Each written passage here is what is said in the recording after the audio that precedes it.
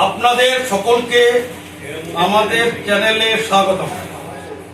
একটা ভিন্ন মাত্রার জামাই ষষ্ঠীর অনুষ্ঠান হিন্দু সংগতির কার্যালয়ে অনেকেই প্রত্যক্ষ করতে পেরেছেন। যে মেয়েদের এখানে অনুষ্ঠানে যারা হিন্দু সংগতির কার্যালয়কে নিজেদের বাপের বাড়ি ধরে নিয়ে এসেছিলেন, তাদের স্বামী পুত্র কন্যাদের সঙ্গে জামাই ষষ্ঠীর অনুষ্ঠান পালন করবার জন্য, সেই মেয়েদের প্রকৃত পরিচয় হচ্ছে তারা জন্মসূত্রে কেউ হিন্দু ছিলেন না। প্রত্যেকেই নিজের ইচ্ছায় ইসলামিক সংস্কৃতিকে পরিত্যাগ করে সনাতন হিন্দু শিকড়ে প্রত্যাবর্তন করবার তাগিদে হিন্দু সংগতির সহযোগিতায় কোনো হিন্দু ছেলেকে বিয়ে করে হিন্দু গৃহবধূ হিসাবে নিজেকে সমাজে প্রতিষ্ঠিত করেছেন।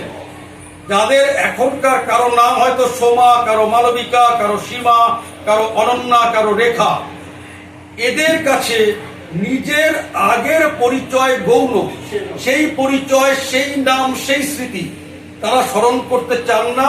তাদের বর্তমান যে সনাতনী পরিচয়, সেই পরিচয়কে গর্বের সাথে বহন করে নিয়ে তারা সমাজে বাস করতে চান, বাস করেন। আমরা হিন্দু সংগতি সার্থকভাবে বহু বছর ধরে প্রচেষ্টা করেছি এই ধরনের মেয়েদের সনাতনী সমাজের শিকড়ে আত্মসমাহিত করবার জন্য বা ফিরিয়ে আনবার জন্য, তারা স্বচ্ছন্দে যাতে হিন্দু সমাজে মিশতে পারেন, চলতে পারেন, সেই ব্যবস্থা করবার জন্য প্রয়াত তপন ঘোষের সময় থেকে হিন্দু সংগতি আজ পর্যন্ত নিরলস প্রচেষ্টা করে চলেছে। আমাদের কাজের ফলস্বরূপ প্রায় 2200 এইরকম মুসলিম মেয়ে হিন্দু গৃহবধূ হিসাবে প্রতিষ্ঠিত হয়েছে। কলকাতা এবং কলকাতা সংলগ্ন জায়গাতে যারা থাকেন, সেই মেয়েদের দাবিকে মেনে নিয়ে 3 বছর ধরে হিন্দু সংগতির অফিসে এই জামাই ষষ্ঠীর অনুষ্ঠান পালিত হচ্ছে। আজকেও সারাদিন তারা ধুমধামের সঙ্গে এই অনুষ্ঠান উদযাপন করেছেন, পালন করেছেন। বহু হিন্দু মহিলা, যেমন আমার পাশে বসা হিন্দু সংগতির সভাপতি অ্যাডভোকেট শান্তনু সিংহ, তার স্ত্রী এবং অন্যরা এই মেয়েদের মা হিসাবে বা এই জামাইদের শাশুড়ি হিসাবে এই ভূমিকা পালন করেছেন। সারাদিন আনন্দের সঙ্গে কাটবার পরে যারা চলে গেছেন, তারা বাদ দিয়ে যারা রাত্রিবেলা থাকবেন আজকে, তাদের নিয়ে এই অনুষ্ঠানটি, এই ভিডিওটি করা হলো। বাকি সবাই চলে গেছেন, বাড়িতে হয়তো পৌঁছেও গেছেন। যারা আজকে থাকবেন তাদেরকে আপনারা এই ভিডিওতে আমাদের পিছনে দেখতে পাচ্ছেন।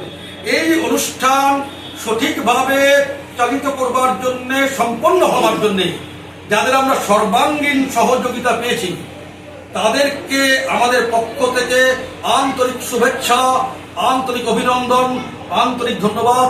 আমরা আশা করি এর পরের বছরও আপনাদের সহযোগিতা আমাদের উপর থাকবে। আরো ধুমধাম করে আমরা এই অনুষ্ঠান পালন করতে পারবো।